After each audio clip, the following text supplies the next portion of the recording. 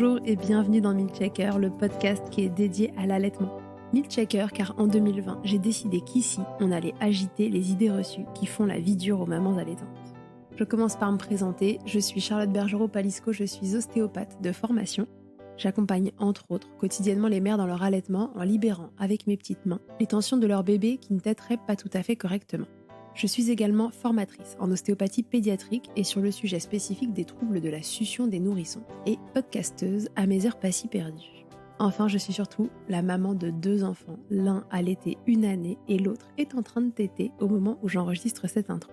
Ici, tu écouteras des témoignages autour de l'allaitement, des vécus tous différents mais essentiels à recueillir pour apprendre de l'expérience des autres, pour se repérer, s'identifier parfois, déculpabiliser aussi mais surtout assurer la transmission nécessaire pour normaliser et même banaliser ce qui devrait l'être, nourrir son bébé, bambin, si on le souhaite, comme on le souhaite, et le temps que la dyade, comme on l'appelle, mère-enfant, le désire. Et ce n'est pas tout, car si l'allaitement était facile, ça se saurait. Le manque de transmission d'informations n'épargnant personne, il me semblait essentiel que ce podcast s'adresse aussi aux professionnels entourant les mères durant cette période. C'est l'intérêt des épisodes experts que vous pourrez écouter régulièrement, que vous soyez parents ou soignants, pour vous orienter face aux difficultés rencontrées. On y traite toutes sortes de problématiques liées de près ou de loin à l'allaitement et plus encore. Un seul objectif ici, informer le plus largement possible. Et pour cela, j'ai besoin de vous. Dès qu'un épisode vous a plu, aidez-moi en le faisant voyager pour qu'il arrive dans chaque oreille qui peut en bénéficier. Via le bouche à oreille, sur les réseaux, ou encore en laissant des étoiles et commentaires sur votre plateforme d'écoute, vous n'imaginez pas à quel point c'est précieux, alors merci d'avance si vous prenez 1 minute pour faire vivre ce projet. Et maintenant, place à l'épisode.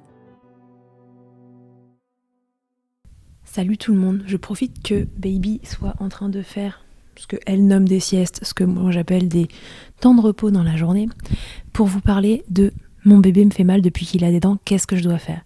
Parce qu'il est communément admis que l'allaitement c'est sympa, mais que espérons qu'il ait pas ses dents trop tôt, parce que sinon après il vous mord. Mais non, pas du tout.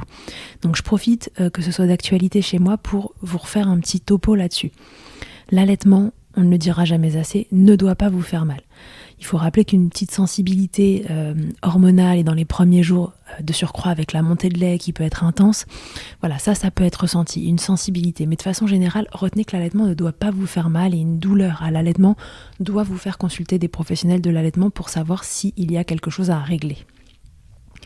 Les bébés, quand ils tètent, ils ne sont pas censés pincer avec leurs gencives, donc l'endroit où poussent les dents ensuite, ni vous mordre. Alors, qu'ils aient des dents ou non, ils viennent déposer leur gencive supérieure sur le sein, sans appuyer dessus ni pincer, et la gencive inférieure, elle est censée être recouverte par la langue quand votre bébé tète correctement, puisqu'il vient tirer la langue et la mettre en gouttière entre votre sein et sa gencive. Donc vous n'êtes pas censé sentir la gencive inférieure de votre bébé, celle de sa mandibule.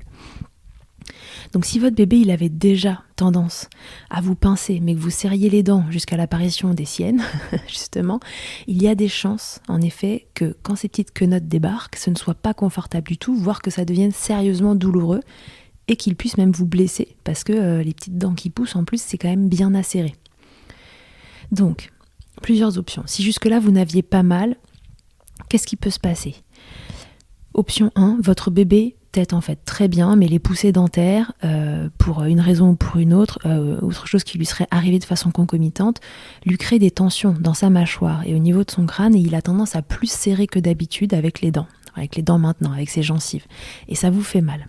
La réponse, vous pourrez la trouver dans des échanges avec lui parler, lui dire que là, c'est pas confortable pour maman, mais aussi dans une séance de thérapie manuelle, donc chez votre thérapeute manuel qui s'y connaît en problématique de succion, qui pourra retester, etc., pour l'aider justement à relâcher les éventuelles tensions qu'il a accumulées. Second cas, votre bébé en fait peut-être ne tétait pas si bien que ça, mais vous n'aviez pas de symptômes parce qu'il n'y avait pas de dents et que c'était peut-être pas très confortable, mais vous vous êtes habitué, enfin tout ce que vous voulez, et c'est très fréquent. Il peut aussi présenter un blocage qui n'avait pas été vu jusqu'ici, des tensions surajoutées liées aux poussées dentaires, donc la séance de thérapie manuelle, ça pourra de toute façon être une option intéressante. Mais surtout, il va falloir, quoi qu'il arrive, évaluer la succion du bébé. Parce qu'un trouble de la succion qui jusque-là était en fait silencieux en termes de symptômes pour la maman, là il va s'exprimer, en fait, ça va devenir symptomatique pour vous parce que les dents font mal. Mais le bébé peut-être qu'il n'a pas le bon mouvement de succion depuis le démarrage finalement. Et ça mérite une consultation avec un professionnel de l'allaitement pour pouvoir évaluer ça correctement.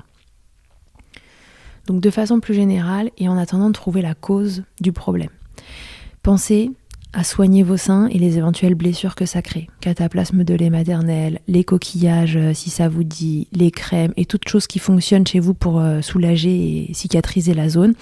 Si c'est les coquillages, les cataplasmes, etc., pensez à les changer de façon régulière, max tous les 4 heures pour éviter les risques d'infection.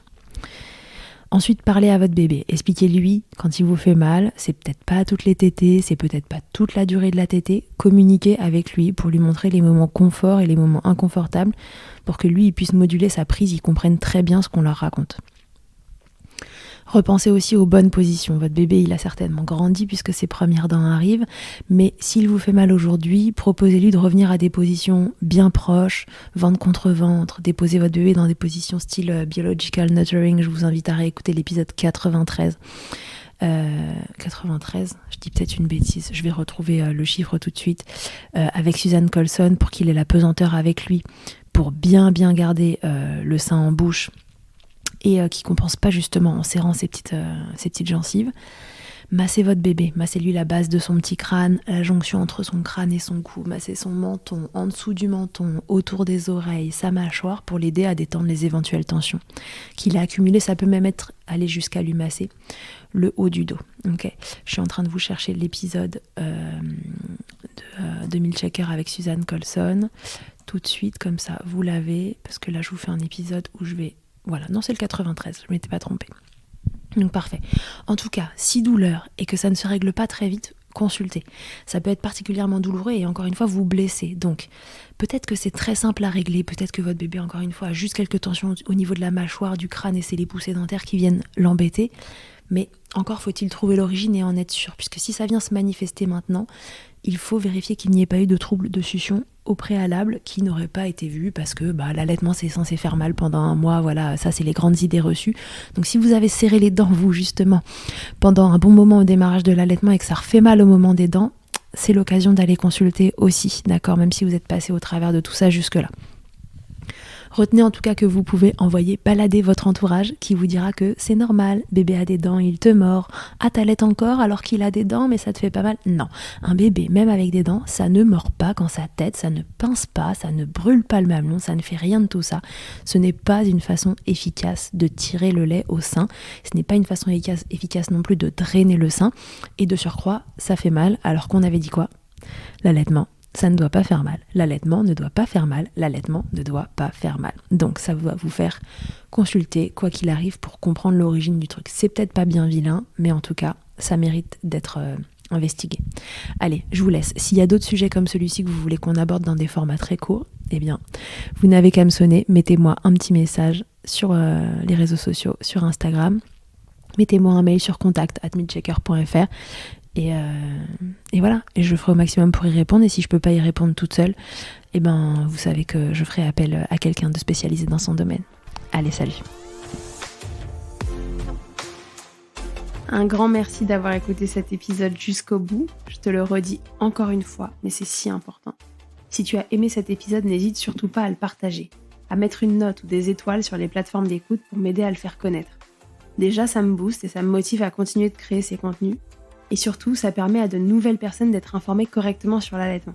Pour échanger ou me faire un retour sur ce que tu as entendu, rendez-vous sur Instagram @milkshakerpodcast et je te répondrai avec plaisir. Pour rechercher un épisode, cette fois, une thématique, c'est sur le site internet milkshaker.fr que ça se passe. Tu y trouveras tous les épisodes et un moteur de recherche pour t'orienter en fonction du sujet recherché. Pour me consulter, comme ostéopathe, ça se passe à Suresnes, dans le 92. La prise de rendez-vous, elle se fait sur Doctolib en tapant Charlotte Bergerot-Palisco. On se quitte comme au premier jour avec Emma et son titre Blinded, en collaboration avec Nemen. Je vous donne rendez-vous au prochain épisode, et d'ici là, n'oubliez pas, milkshaker autant que vous le voudrez, et bousculons ensemble les idées reçues sur l'allaitement maternel.